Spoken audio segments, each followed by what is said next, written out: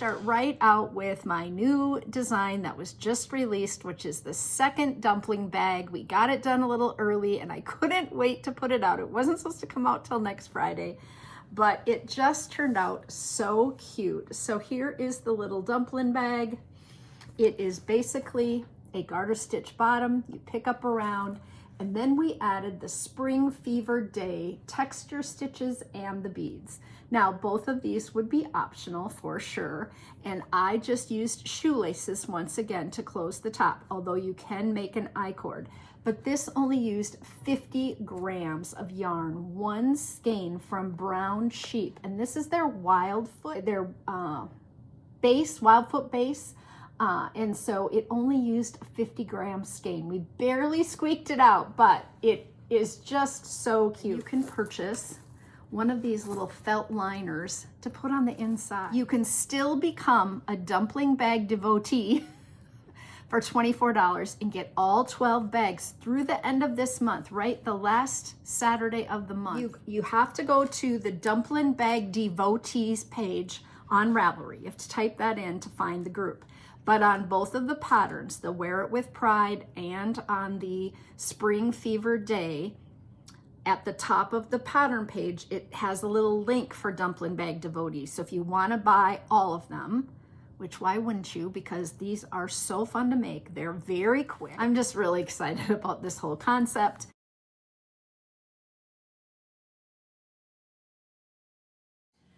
Hi everybody, and welcome to the I Rock Knits podcast. My name is Kari Eichelberger, and today we have the Sister Weekend Yarn Company. We are in the upstairs space at Amazing Threads in Maple Grove, Minnesota, where they are having a trunk show.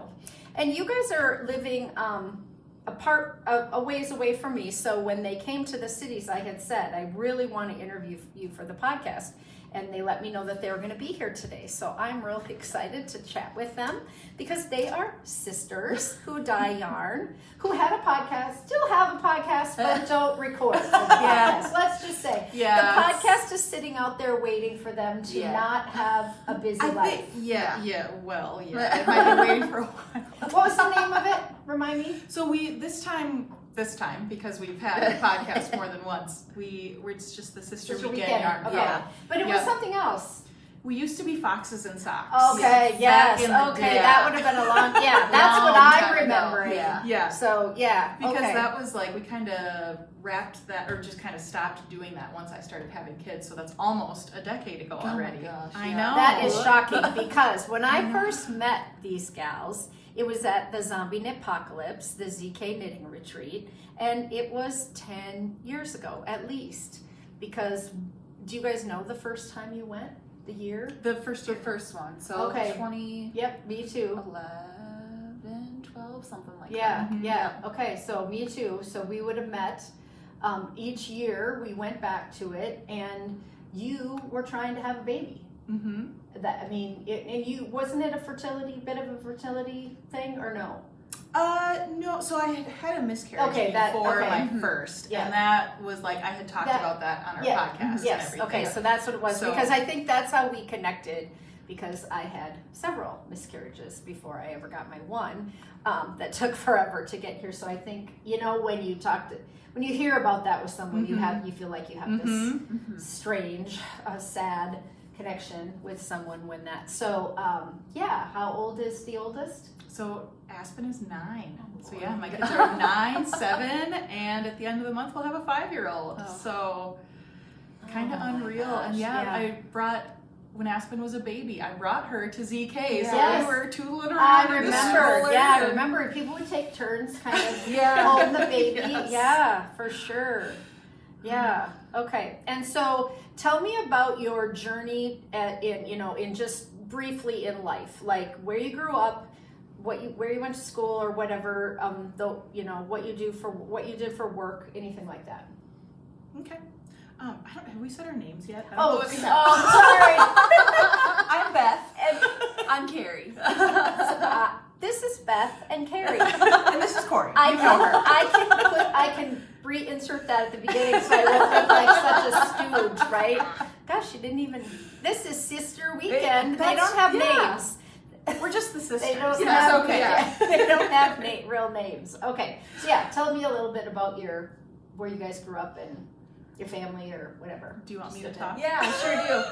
Okay, I'm the big sister, and I preface everything with she doesn't like talking that much. Yeah. I'm not just bossy. I'm a little bossy, but mostly I'm the representative of Yes. Sister Weekend Yarn Co. when it comes to Talking. public speaking Yeah, public engagements. speaking. Oh my gosh, it's like that's how it feels for me. So we grew up in West Central Minnesota, so out in the country around Alexandria area. Grew up on a dairy farm and went to school there. Did you go to Alec? Mm-hmm. Okay. Yep. That's another connection I have because my in-laws had a resort on Lake Mary, 4 miles west of. Oh yeah, because Alexandria. that's like the direction where Yeah, I live. yeah, Like, I and live I think we Yep, talked about yep. that. Yeah. Yeah, so they had it many years ago for 10 years, and so we had that connection too of being in Alec and kind of knowing Mhm. things that Yeah. were around Yeah, that. the I lakes call it area. Alec, but that's just what people who know. From Alex say is like Yeah. Alec with a C, not Yeah. an X like it should Right, be. right. And nobody it's like- ever says Alexandria. No, It's just Alec. Yeah. And yeah, it's not Alex. No, No, and it's- that's yeah. we're going to Alec for the weekend, and local people would so know what you were talking about. Mhm. But if someone tried to look it up, they Yeah, they're they'd be like, where where? is Alec, Minnesota? Yeah. So okay, so you grew up on a dairy farm. Just you two girls? We have an older brother. Okay. Yep. So just that was kind of our beginnings. Yeah. We did not get along as well then as we do now. Well, Typical. You know. Typical yeah, I siblings. do think that's very true. Then I went off to college to become I originally started out to be a high school English teacher. Okay. That quickly changed to elementary Okay. education. And I taught for 12 years and then resigned just like not this past school year, but the one before toward the end of the year. And I worked far from home. Like it was just not working anymore. And like I needed to be, And did you teach through COVID? uh-huh. Okay. Yeah, sure And that's did. why no, honestly, and that's why so many people left because that was so hard. In fact, I had my youngest and I was on maternity leave with him at the beginning of the school year. So I met my second graders for the first time on a screen. Like it was the weirdest thing because so my my long-term sub, like we had a couple days overlap where they like Yeah. reintegrated me into Yeah. this strange world Yeah. of teaching on a screen. And yeah, so she kind of showed me how they were doing it, and oh my gosh, that was such a strange year to not start out the year and then to start out that way. But And then I went to hair school and doing that, and then went to massage school like right after because I just wasn't ready to be a grown up out in the world. I'm like, I can't do it. And then started cutting hair at Great Clips, and I'm still there, but so I've been doing that for like 15 years now. And So did you go to hair school locally up there? yeah, At the yep, in Fargo. Okay. Yeah. Oh, okay. Yep. Okay. Yep. Yeah. Because I grew up in Sioux Falls, and there's Stewart's School of Hair, Oh, which is where everyone went. Yeah. If you're gonna go to hair school, Yeah. everyone went there. Yep. And for Pretty much. Fargo, it's Joseph's. Okay. That's the same thing. Like, oh, that's where you go, but Yeah. that's not where I went. Oh! I went to the Salon Professional Academy. There's Okay. another one up there, but Okay. that's usually the first. They're like Joseph's. Yeah. Like, No. Yeah. That's just another connection. Yeah. Funny. So when did you both learn to knit? Like, when did you start knitting? Were you crafters as children? Did your mom knit? Did your grandmas quilt or sew or kind of do Both that? our grandmas quilted, mm-hmm. but no one really. Our mom crocheted Okay. a little bit, but yeah, no knitting really. But there was a lot of sewing, Yeah. like gardening, canning. We were always like making necklaces with beads and Mhm. stuff, and just digging through the buttons and all that. I really feel like especially as a teenager, like I just went from like one hobby to the next, just like boom, boom, boom, boom, boom, boom, boom. And then once I found knitting, which I learned to knit in high school, my high school French teacher taught me how to knit. I Oh, used okay. to babysit for her. And somehow in class one day she must have had her knitting or something. And we were talking about it, and we were like lovingly teasing her about it, how she was such an old lady. Yeah. And she's like, oh no, it's so great. Like, I'll teach you how to knit sometime. And so one time when I was babysitting, a friend and I went over, and before they left for their date, we got to learn how to knit. And I was not good at it, and I did not like it. And my friend that was with me is one of those people who's like naturally good at everything she's ever tried. And then I kind of just set it aside. And then when I started college, I really think I wanted to impress my boyfriend's family because I knit them all scarves. Oh my gosh. And so it was like the first one was a garter stitch scarf. And then the second one I was like, I'm gonna try ribbing. I'm going to try cables. I'm going to try lace. So truly that Christmas, it was like you could see the progression of like my learning. And he's my husband now, so it all worked out. Okay. But yeah, and I just never stopped. Okay. So she learned in high school. You probably didn't learn that from a teacher, did you? Also learned in high school, but I learned from Beth, and she totally forgot that she taught me. Yeah, so one day I'm like, who taught you how to knit? Yeah, and I looked at her, I'm like, are you kidding me? And she's like, no. And I'm like, you did. She's like, what? I'm like, yes, you made me pick out a pattern, and we went yarn shopping and everything. Oh have my no gosh. Oh, yeah. Okay. Well, because Beth was in college at the time that I was in high school, so I went up to her like, oh, for Christmas, can you make me like a hat and scarf and mittens that all match? And she went, no. I'll make you one of those things, and I'll teach you how to do the others. I'm like, okay. So, remember Now, was there a yarn store in Alec at the time? Yeah. There was Because then. there have been off and on. Yep, so there was way back, there was Gallery of Dreams, which was like in a little house. Mhm. And it was Yep. so cute. Cute. Like when So I cute. think about that place, I can still like smell Yep. what Yep. it smelled like. It Yep. was just the most magical. And wasn't it just, what would it be, outside of town would it be going north? Is that where it was? Yeah, like Was kind it of blue? Was the house blue? I think it was like white with green trim. Oh, okay. The house was painted. The house, some color. I can't remember either. Maybe it's Oh, out that's there so on the funny. internet Oh. somewhere. What our And memories? then they had another shop for a little while, Bellissima Yarns. Yep, Mm. yep. And that was more downtown. Mm-hmm. Yep. And now there's it's like a part yarn shop, part bead shop. Oh, okay. And it's in the lower level of a quilt shop. So it's kind of like, Oh, you you got could a go- lot of crafty bases covered there. Okay. Is that downtown too? Mm-hmm. Yep. Yeah, see now my in-laws have passed away and they lived in Brandon. Oh. Mhm. And so once they sold the resort, they moved to Brandon. And then, so we didn't go to Alec as much anymore. So I haven't been up to Alec for a long time. But okay, so when did you guys get the itch to maybe dye some yarn? The first time I dyed yarn was in college. Like, I was kind of like a little ahead of my time. I was like, I had a podcast like way back then, and not when I was in college, but like right Yeah. after. And Your own podcast? Mhm. Okay. for like Yeah. 8 episodes or something. It was not. Yeah.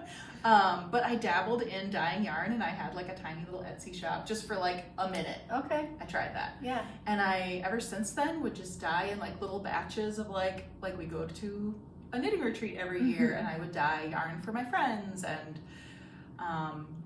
And then when we started having what we call our sister weekends, which is what our business name came from, we would try, because we're only like an hour and a half apart, Yeah. but Kari, working full-time at Great Clips, only ever got one weekend off a month. So and I was teaching, so it's like all I ever had off was weekends. Yep. So just trying to get together was not easy. And you having kids, of course. Yeah. Like little when they were Yeah. little, yeah. Definitely.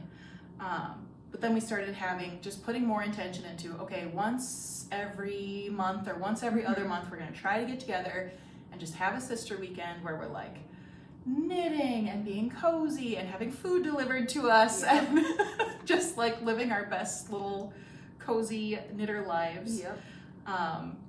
And then as that, we probably did that for about, is there maybe a year or two? Yeah, something like that. And just each time we kind of, I don't even really know how it started, but we just kind of kept talking more and more about like, well, if I worked from home, I could do all of these other things too. And, you know, if we wanted to dye yarn, and of course we had all these ideas and just talking about it more and more, and then other pieces of our lives not really fitting anymore. Like for me, teaching, I was just needing to move on to something else. So then we kind of went full force into this, but at the same time, it's a part-time thing, you know, because I'm parenting full-time. That's a job. And, you know, Kari still works part-time, so we're So all building three of and your building. kids are in school now? My youngest did preschool this year, Okay. and he'll do one more year of preschool. So he's like at school like 3 days a week. Okay. So those are my days where I can like Because get things done. no matter what kind of business you start, even though it's part-time, it's a full-time business, right? Like, Absolutely. my business is also I don't make enough to support myself fully, like on my own at all, but I work at it from the time I get up in the morning till I go to bed at night. Like you're always answering emails or checking on, like, you know, my husband will come in and be like, you're still on the computer, right? So even though I can only say that it's my full-time gig, but I don't make enough to even call it a part-time job, you know, like you can't support your whole family yet. Like some of these yarn dyers get huge, right? But do you have a specified dyeing space, or do you guys dye in the kitchen? So we both dye yarn in our laundry rooms, Okay. which works out okay. Kari does, since we do live far apart, we can't, you know, I wish we could like work together side by side. That would be amazing. But we, working far apart, kind of have each our own setup. So Kari does more of the dyeing, and then I do more of the like website stuff and getting in touch with shops and, you know, signing up for vending events and which all that is kind also of businessy stuff. a full-time gig, because reaching out to people constantly, I do that too. I apply to teach, and then I have to fill out all the paperwork, and then I have to send a contract, then I have to get the contract signed and back. So that is as big a piece as my designing side or whatever. That's what I think a lot of times. Like, I don't know how people do this without two people. Like, Definitely. like, oh my gosh, like by themselves. Oh, Yeah, for sure. Yeah, definitely. And so you guys have a kind of a thing going on that I've seen on Instagram, where you have 2 inspiration photos, and then you dye yarn and people kind of vote. And is that because the two of you have completely different palettes, or are your palettes pretty similar? Like, just sitting here, I would say that you have a more neutral palette than Beth, than Kari, but that might be just because of what you're wearing right now. Is that true? I would say, do you both love the same colors? We both love a lot of the same colors. We definitely have colors that we wear. Like, this is very me. Like, I'm knitting pink socks. I've got my kind of mauve-ish pinky purples going on. Kari's got her like very earthy greens and oranges, and like that's what her yarn stash looks like. And this is what my yarn stash looks like. But when it comes to dyeing yarn, it kind of depends where we're starting from. We've done a couple different things where we vote or have people vote out on Instagram. So the one that's going on right now is we have a year-long mermaid-themed sock set club. It's like a mouthful. But so we take turns every other month. And we, put together 2 mood boards, and whichever one most people vote for, and you don't have to be part of the club, anybody can vote. Sometimes my kids vote. And we'll dye yarn based on that picture, and then nobody sees the yarn until the club people get it. So if you're part of the club, it arrives. Do they know which yarn won? Yes. Before, so they know the inspiration photo. Yes. So, okay. So you usually can kind of get a sense. Yeah, right. And then the months of... Because if it was going to be gray, I wouldn't want to buy it. Right. Just kidding. You know, like what do you mean? You don't like gray? No, I'm beige, gray, tan. You know, it just doesn't appeal to me. Sometimes you need it in a project. You have to have that. But I almost always would pick off-white before, as my contrast, before I would pick a gray, right? And people, there are just people who dress completely head to toe in gray, and they just love it. But they wouldn't want to pick a bright pink, purple, orange skein necessarily, because they'd be like, what am I going to do with this? And that's the problem I find with buying yarns where you don't know what you're getting, right? When you really don't know what you're getting, what are you going to do with a skein that just doesn't appeal to your color sense at all? So that's why I was really asking about your color sense. Do you guys sit down and say, okay, we need purples and blues and greens, and then next month maybe we need oranges and golds, and or do you guys just pick from an inspiration thing?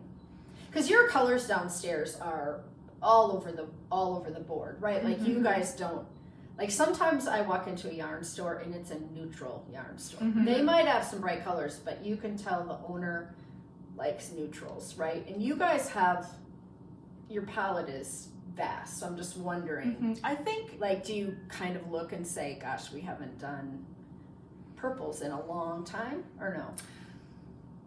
No. I think we tend to dye the colors we like more than anything else. Like if you look at our yarn, we have like one red. Like there's not a lot of red, because that's just not a color either of us particularly like wear, or it's not. But I would say the majority of our yarn is very bold and saturated. So like even our neutrals are like intense. So that's definitely, and that's how people have described our yarn is like very saturated, very colorful. Maybe you can grab that one on the end, because I think that's because don't you think that really shows what we're talking about here is I'll scooch up. So this is kind of about as neutral as we get, right? Like, and that's not really neutral. Yeah, it's really that, like, dark outside, so I want to get this so that people can see. But yeah, they're really saturated, even though this would be considered a darker palette, like a jewel tone, more of a jewel tone palette. It is really intensely dyed, definitely. I think we joke that like orange is one of our neutrals. We like have orange. Kari's favorite color is orange, and my favorite's yellow. So I feel like those are two colors that aren't always the most popular. I can't design in my favorite colors very much. If I want to sell in colors, you need to do all blues and purples. If you want to hit a majority of women, that's just where they sit. Sometimes green, but mostly blues and purples if they really want to be drawn to the palette. And so because we love to dye the colors that we love, like we have like a bunch of different yellows and a bunch of different oranges. Right, and I don't love all oranges. Like some people just look at an orange and they'll say to me, Corey, here's your color, and it's like neon traffic cone orange. And that's not my orange. Like I like orange, and sometimes I buy stuff that's like super bright, but it's not all oranges or all yellows that you necessarily love, right? Like pastel yellow? Exactly. So I do think that can be, there's a spectrum, but you guys seem to like cover it all. You do a lot of sparkle. You guys like a lot of sparkle, and in your, do you want to show that other one? So this is considered a mini skein set. And it is, this one is part of a kit?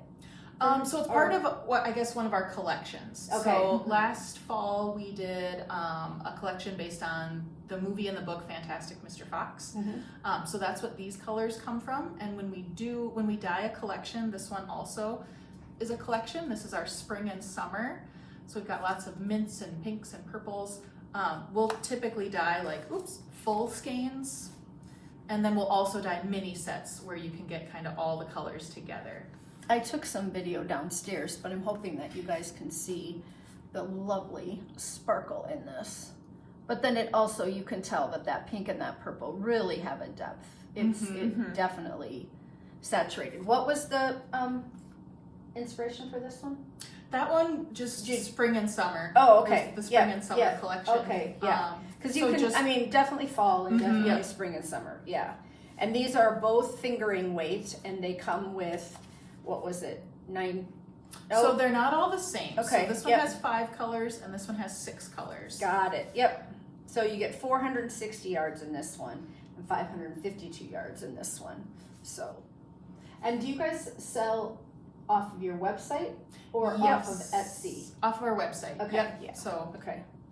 sisterweekendyarnco.com is Yeah. our website. Yeah. And this weekend you're having a trunk show, but where have you sent your yarns? Like what yarn stores? So we have our yarn at Prairie Fiber Arts in Moorhead. Okay. No, they're now moving to Fargo. Fargo. They're like Yeah. right now, I think, in the throes of moving. Yeah. Okay. We've got yarn at Dappled Fern in Grand Marais Okay. and Yarn Harbor in Duluth. Okay. We have had a little bit in at I Try Studios. That's the yarn shop in Alexandria. Okay. I'm not sure if they have any more. Yarn cabin. The Yarn In Cabin in Bemidji. Which I was just there teaching this week on Tuesday. Saw your yarn there. And I feel like we're missing someone, but I can't think of it right now. In Illinois. Yes. Yes. A skein away. A Skein Away, Okay. which is a brand new shop Mhm. in, I can't remember the name of the town. Forest. They call it Forest City. I can't remember. I don't think that's the actual name, but it's called Forest City. Okay. Yeah. Yeah. So there would be some local places that people could go in and Yes. see your yarn. Yep, and Yeah. we do quite a bit of vending at festivals and things Mhm. around like the Minnesota area. Right. So why don't you tell us some of those? Where do you vend? So next up is next weekend at Zombie Knitpocalypse. We'll be there. That's in Rochester, Minnesota. Rochester, yep. Gross. Then we have a trunk show at Harriet and Alice. Oh, fun. Coming up at the end of July. We'll There's a Fargo Fiber Festival. That's the first weekend Oh, in August. right? Yeah. Because I've never been, and the last 2 years I've taught in Pennsylvania that weekend because it's Yarn Fest, and so I go to Lancaster, Pennsylvania, and I teach 6 or 7 classes. So I've been gone, but I follow them on Instagram because someday I'm going to get to that one. Yeah, that's been a really fun one, and they're at Yeah. a new location this year, so Oh, it'll okay. be interesting to see how or what that changes. So how far is it to go from like where we are now, Maple Grove, to Fargo? Is it 3 out, 3.5? 3.5, I'd I'd say say. 3.5. Yeah. Okay. Because we took the shoe showers here, Mhm. about an hour and a half from your place. So Okay. Yeah. So yeah, I usually carry pit stops at my house Yes. because we're Yeah. usually coming this Yeah. direction. Yeah, for sure. When you live outstate, everything Yes. is down south. yes. Yeah, exactly. For sure. Okay, then any other fall? Where do you vend in the fall? Anywhere? Oh my goodness, there's a lot in the Yeah. fall. So we'll be at, what's the one in South Dakota? We haven't been Watertown. there. Yes. The yep. I Some- taught can't there a think couple what it's years called. ago. Yeah. It's the Knitters Guild. It's the Mhm. South Dakota. What is it? Anyway. It's gonna drive me nuts because it's like right there. But yeah, we'll be at that one. We weren't at that one last year because it was at the same weekend as Yarn Over. Oh yes. And we were at Yarn Yeah, Over. yeah. So this year we get to do both. We'll Yeah. be at Yarn Over again. We'll be at the Minnesota Fiber Festival. In November. Mhm. Yep. I We usually will go to that. Have you been at that one? Last year we were for the first time. Yes. That was in October. There's a fall one in November. Oh, There's okay. a different one in Okay. November because I remember Oh, walking. wait, okay, yeah, because the one at in Hopkins. That's We haven't No, been we to went that. to that Okay. one. We were in Cambridge for Okay, the okay, Minnesota Fiber okay. Festival. Yeah, right. That one's the Fall Fiber Festival. Okay. That's okay. why I'm getting it mixed Gotcha. up because that one's close to my house. That's Okay. very small, and it's only a 1-day event.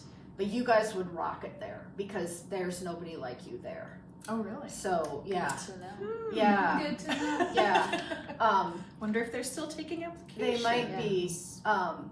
It's in a gym Okay. in a what used to be an elementary school, a big gym, and it in the Eisenhower Community Center now, and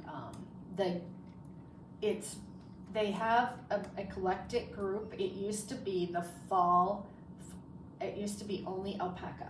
Oh. So it was the alpaca growers of the central Midwest or whatever, and they had alpaca products and yarn, right? So they would have stuff made out of alpaca stuff, and then it kind of kept switching over into more yarn and more fiber related crafts. So you can still get like people who have had made socks and mittens made out of alpaca, but then there are also some vendors that are dyeing yarn. Like there's a lady there that dyes natural yarn, but it's mostly the farm yarn people that are there, and they would like to grow it. You know, it goes just all day that one day, but and it's that first weekend in November, and it's free to get in. So the gym, it's all volunteer run, you know. So they're working at it. Well, let's look at the rest of your yarn that you brought up here. So these are a couple that we brought because they are ones that we did little voting things. So around the holidays, we both took pictures. We each took pictures of all of our holiday themed coffee mugs. And people could vote on which one I should dye out of my mugs and which one Kari should do. So this one is called Hot Chocolate Party. Oh, and that's exactly what it looks and like. Look at how fun that is. I can send you a picture of the mug that inspired it because I think it matches pretty well. And Kari did a really cute one with her. It was like a Snoopy and Woodstock on a light blue. So I also like that they're not super Christmassy. Like you can pick that up and you don't think, oh, this is Christmas yarn. Right, no, absolutely. But people will buy yarn based on what it's named for. Oh, absolutely. I've done that many times. Yeah, for sure. Right? Absolutely. Yeah, and then definitely. This one was the January yarn for the Mermaid Club. And so that one knits up, I did some. The club is kind of fun too because like we know how much of it we need to dye and we don't really plan to replicate it again. So we can kind of do some different fun techniques and kind of play around and learn new things. So I did some intentional resist on this yarn to keep little white spots, and then added the dye to have all these little pops of color because the inspiration photo was like fireworks and very dark and kind of moody. So that knits up really, really cool. Totally reminds me of my Phases shawl, which I did way back in the day.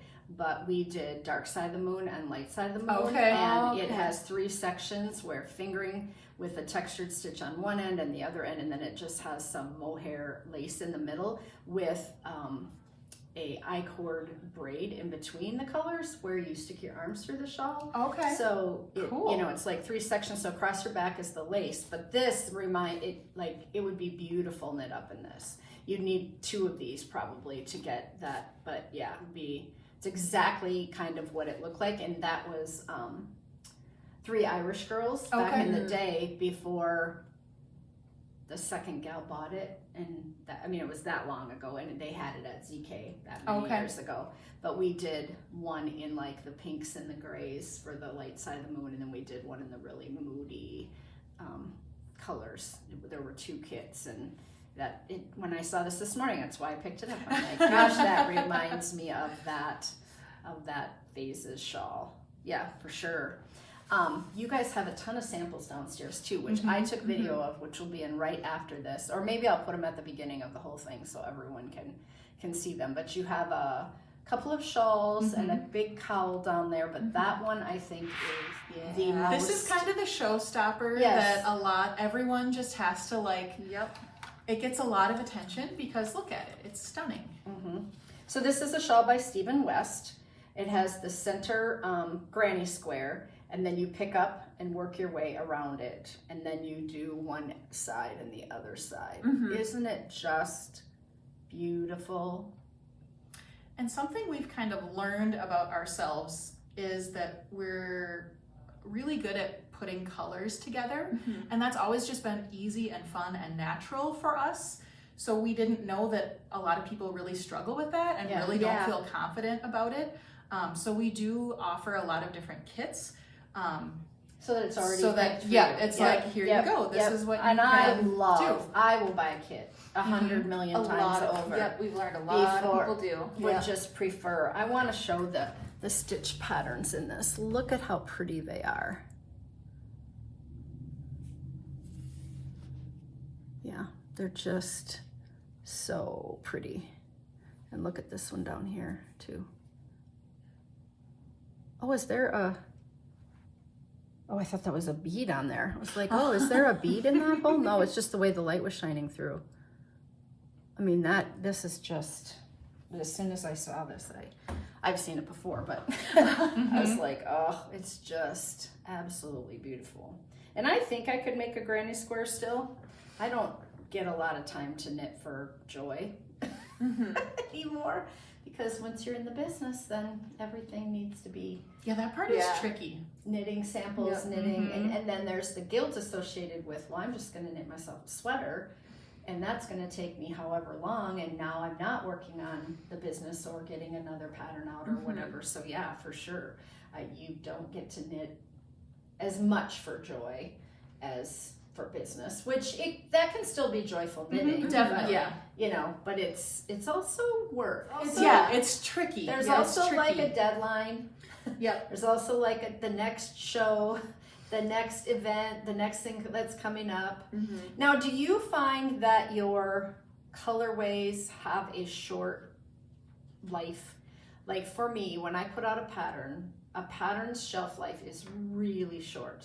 If you don't hook them in the first couple weeks, which I just talked to another designer about this week, it's done. It's over. If you can't get those sales, I mean, you might have a piddle one down the line. Do you find that too? Is that why you do these collections in spurts? Is because once people have seen them, if they don't buy them kind of right then, or when they see them at this, that you got to keep coming up with new stuff? Or are you coming up with new stuff because you just really like coming up with new stuff?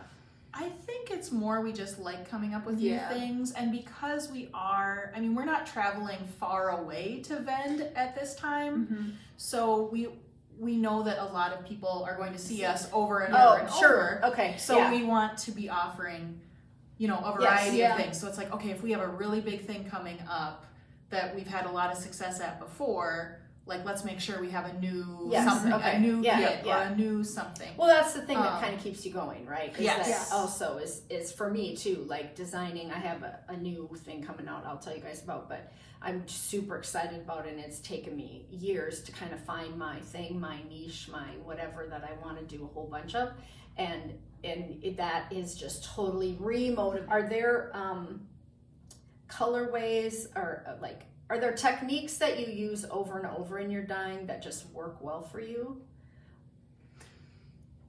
I think so. We're still I feel like we're still learning so much. We've only been doing this for not even 2 years. But I think we're kind of starting to figure out tonals, okay, you know how to make a tonal, and you can yep. make a tonal, and it'll turn out each time, right? And even if we we use very technical terms like swizzle and zigzag and smoosh.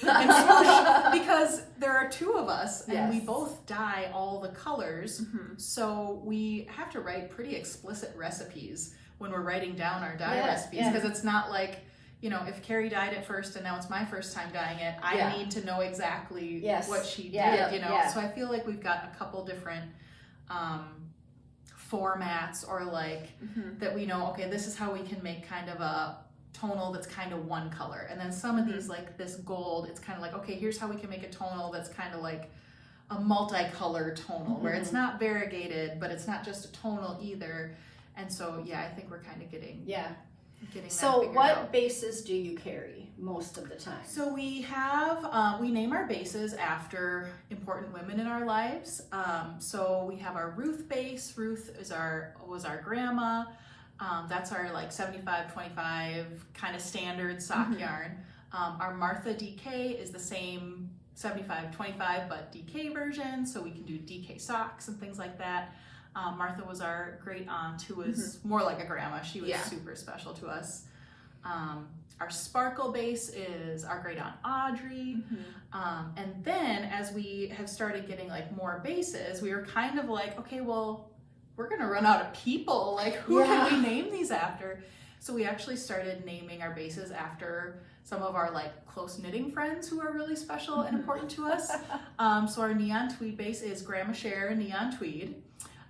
Named after one of our friends, and we're debuting 4 new bases next weekend. May or may not be named after more of our friends that will be at the retreat next weekend. So we'll have a rainbow tweed coming out. both on sock and DK. Oh, I love that I know And- which yarn. yeah, and, base you're talking about. Neon tweed DK, and then we will have our first non-superwash base that's a worsted base that will be Oh, debuting nice. as well. So we're excited to dye that up and to start dyeing on non-superwash and see how different that is, and then to kind of get that launched so that for next winter we can start doing some worsted weight samples and things. I think that's pretty much all of our bases I think so. that we have right now. So yeah, we're kind of going from like, here are like 3 standard ones to next weekend, like boom, now we have twice as many. Oh yeah, well that's exciting. I mean that probably means your business is growing. Definitely, because at the beginning it was tricky to pick, like, okay, you only have so much, this is the pot of money to buy the yarn, and the dye and the everything. Yeah. And so it was like, which are going to be our standard bases, because that's kind of what we have to start with. Yeah. So now we've been able to add a few for more. sure. I talked to a couple of dyers, and one just recently who said, right now I'm kind of low on cash and I can't buy 2 more giant boxes of whatever, and so I'm going to have a limited quantity till I can work my way back up. And I thought, that's sometimes the way it goes. If you have a downswing in your business, like I do too, like in the summer, patterns just don't sell as much. So, and I don't get to teach as much. July is just dead, no one's going to knitting shops to take classes. And so then my income also, takes this dip. And so I have to kind of plan for that. And, then you can't invest, you can't have your tech edit your patterns in July if you want to pay her. Right. You're like, oh, I pay ahead now on my tech editor. She lets me buy in 3-hour increments and gives me a discount. And so when I have chunks of change, I pay ahead so that I don't have to plan that as much. But yeah, it's all financing and figuring out what bills you have due and what, because you've got website fees and, it's just, there's so much. Yes, we're like, there's just been so much learning. I mean, neither of us come from any kind of business background whatsoever, so it's I know taxes and I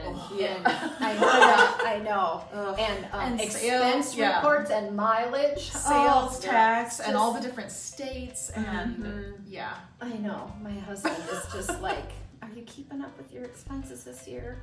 I'm like, yeah, I'm up to March. You're like, don't say the E word. And I don't want to do it at the end of the year. And I told him that, and I said, I want to keep up. I want, I have receipts. But it, it's just, is that the fun thing to do each day? No, it's not the thing I want to do. I just want to design the thing. Well, this has been great. Have I missed anything? I don't think so. I don't think so. Oh, good. I don't know. We'll think of it later. Yeah, exactly. On my way home, I'll be like, why didn't you introduce them? Just kidding. But thank you guys so much for reaching out and getting in touch so that I could, because I had told them in January that I wanted to have them on the podcast. But we live so far apart that I didn't know when I would get a chance to see them and that they were coming to the city. So I said, and this isn't far from me at all. So this worked out really well for me. So Sister Weekend Yarn Co., please go out and check out their yarn. Go to their website, look to see where they're going to be vending, and try out their yarn because they have some beautiful kits, absolutely beautiful kits that you guys definitely want to see and invest in. Okay, bye.